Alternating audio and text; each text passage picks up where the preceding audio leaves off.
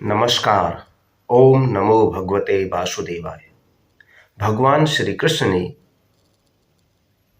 गीता के उपदेश में जो भक्तों का स्वरूप बताया है वह हमारे लिए एक वरदायिनी शक्ति है। भगवान ने अर्जुन को पहले विश्व रूप, फिर चतुर्भुज रूप, फिर द्विभुज रूप दिखाया था। उन्होंने कहा था कि मुझे कैसे भक्त प्रिय हैं। जो कुरुक्षेत्र की रणभूमि में जो गीता का ज्ञान दिया था उसमें उन्होंने कहा था, अद्वेष्टा सर्वभूतानां मैत्रः करुण एव च निर्ममो निरहंकारः शम दुख सुख क्षमी। भक्ति में स्थिर मनुष्य के लक्षण बताते हुए भगवान कहते हैं, जो मनुष्य किसी से द्वेष नहीं करता है, सभी प्राणियों के प्रति मित्रता का भाव रखता है, सभी जीवों के प्रति दया भाव रखने वाला है, ममता से युक्त है, मिथ्या और अहंकार से मुक्त है, सुख और दुख को समान समझने वाला है और सभी के अपराधों को क्षमा करने वाला है। श्रीमद् भागवत में जड़ भरत की भी कथा आती है। लोगों ने उनको बहुत सताया, परेशान किया, किंतु उन्होंने किसी का विरोध नहीं किया, बल्कि यह सोचते रहे कि यह सब मेरे पाप कर्मों का नाश हो रहा है। यह भगवान का विधान ही है कि इससे मेरा ही कल्याण होगा। आगे उन्होंने कहा है, संतुष्टः सततं योगी यतात्मा दृढ़ निश्चयः मयि अर्पित मनोबुद्धिर्यो मद्भक्तः स मे प्रियः। भगवान कहते हैं, हे अर्जुन, जो मनुष्य निरंतर भक्ति भाव में स्थिर रहकर सदैव प्रसन्न रहता है, दृढ़ निश्चय के साथ मन सहित इंद्रियों को वश में किए रहता है, मन एवं बुद्धि को मुझ में अर्पित किए हुए रहता है, ऐसा भक्त मुझे प्रिय होता है। यस्मानो द्विजते लोको लोको नो द्विजते च यः हर्षामर्ष भयोद्वे गिर्मुक्तो यः स च मे प्रियः। जो मनुष्य न तो किसी के मन को विचलित करता है और न ही किसी अन्य के द्वारा विचलित होता है, और जो हर्ष अमर्ष और भय से मुक्त है, वह भक्त मुझे अत्यंत प्रिय है।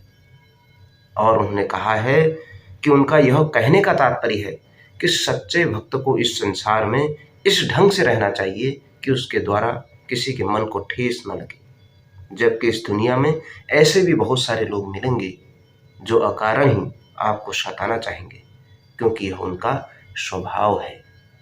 अनपेक्षः शुचिर्दक्ष उदासीनो गंतव्यः सर्वारंभ परित्यागी यो मद्भक्तः स मे प्रियः।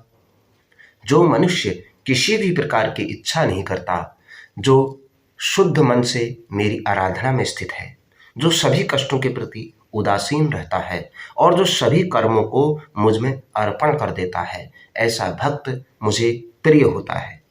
किसी किसी भक्त को तो भगवान के दर्शन की भी अपेक्षा नहीं होती। भगवान दर्शन दें तो आनंद और न दें तो भी आनंद। ऐसे निरपेक्ष भक्त के पीछे पीछे भगवान भी घुमा करते हैं। यो न हृष्यति न देष्टि न शोचति न कांक्षति शुभाशुभ परित्यागी भक्तिमान्यः स मे प्रियः। जो मनुष्य न तो कभी हर्षित होता है, न ही कभी शोक करता है, न ही कभी पछताता है और न ही किसी चीज की कामना करता है, जो शुभ और अशुभ कर्मों से ऊपर उठा हुआ है, वह भक्त मुझको प्रिय होता है।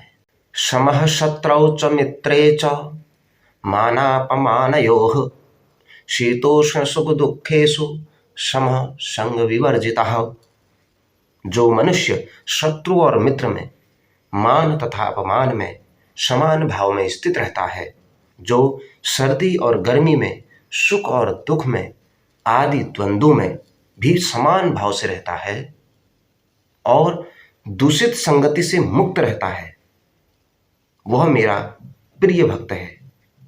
यहाँ भगवान बताना चाहते हैं कि साधारण मनुष्य धन दौलत और अनुकूल परिस्थिति में भी कैसे प्रसन्न रहता है और विपरीत और दुख की घड़ी में भी रोने धोने लगता है, किंतु एक सच्चा साधक सुख और दुख दोनों को प्रभु का प्रसादवान मानकर सदा प्रसन्न रहता है।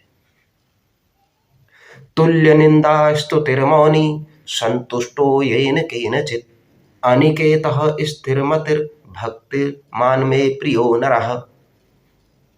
जो निंदा और स्तुति को समान समझता है, जिसकी मन सहित सभी इंद्रियां शांत हैं, जो हर प्रकार की परिस्थिति में सदैव संतुष्ट रहता है और जिसे अपने घर गृहस्थी में बहुत आसक्ति भी नहीं होती, ऐसा स्थिर बुद्धि वाला भक्त मुझे सदा ही प्रिय है। ये तो धर्म्यामृतमिदं यथोक्तं पर्युपासते श्रद्धाना मत परमा भक्तास्तैतीव मे प्रियाः। भगवान श्री कृष्ण कहते हैं, हे अर्जुन, जो मनुष्य इस धर्म रूपी अमृत का ठीक उसी प्रकार से पालन करते हैं जैसा मेरे द्वारा कहा गया है और जो पूर्ण श्रद्धा के साथ मेरी शरण ग्रहण किए रहते हैं, ऐसी भक्ति में स्थित भक्त मुझको अत्यधिक प्रिय होते हैं। प्रायः संसार में ऐसा देखा जाता है कि लोग सत्संग तो करते हैं पर साथ साथ जाने अनजाने कुसंग में भी रहते हैं। संयम से तो रहते हैं पर कहीं ना कहीं असंयम भी हो जाता है। साधना तो करते हैं पर असाधना भी चलती रहती है। जब तक साधना और असाधना या गुणों के साथ अवगुण रहेंगे, तब तक साधक की साधना और भक्त की भक्ति पूर्ण नहीं होती, क्योंकि गुण अवगुण और संयम असंयम एक साथ नहीं पाए जाते। सच्चा साधक या भक्त वही है जो इस जगत में बिल्कुल परोपकार की भावना से रहता है। इस जगत में पाप करना तो आसान है, पर पुण्य अर्जित करना, पुण्य का संचय करना कितना कठिन है। इसलिए हमें पुण्य को जितना फल मिलना चाहिए उतना नहीं मिल पाता। इसलिए इस विषय में हमें बहुत सावधानी बरतने की आवश्यकता है और इस प्रकार के दोषों को दूर करने की आवश्यकता है। यदि हम कोशिश करें तो हम लोग एक अच्छे पथ की ओर अग्रसर हो सकते हैं। भगवान श्री कृष्ण के द्वारा गीता में दिया गया संदेश सदा सर्वदा के लिए सार्थक, बिल्कुल सटीक और दुनिया को ज्ञान देने वाला है। इस गीता के ज्ञान के अंदर जो समाहित है हर विषय का गोल ज्ञान, वो कहीं अन्यत्र मिलता तो नहीं है। भगवान वासुदेव श्री कृष्ण ने जो हमें गीता का अमर ज्ञान दिया, उसे संसार के प्रत्येक प्राणी को उनसे प्रेरणा लेनी चाहिए। नमस्कार।